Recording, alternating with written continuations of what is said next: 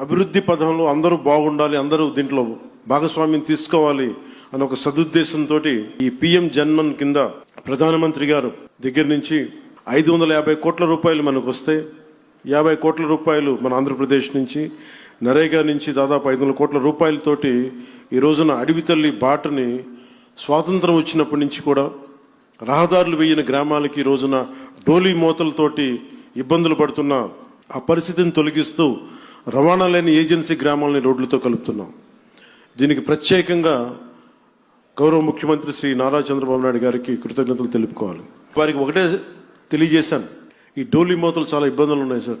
కనీసం మనకున్న ఈ ఆర్థిక ఇబ్బందుల్లో కనీసం మీరు ఒక 50 కోట్లు కనుక రిలీజ్ చేయగలిగితే కనీసం కొన్ని గ్రామాలకైనా మనం చేయొచ్చు అంటే చాలా పెద్ద మనసుతోటి ఆ రోజున ఆయన ఆ 50 కోట్లు విడుదల ఈ రోజున దాదాపు మనం 1000 కోట్లుకి రోడ్లు వేయగలిగే స్థాయిలో ఉన్నాం. అందుకే మనస్ఫూర్తిగా ముఖ్యమంత్రి గారికి నా ధన్యవాదాలు తెలుపుతా ఉన్నాను.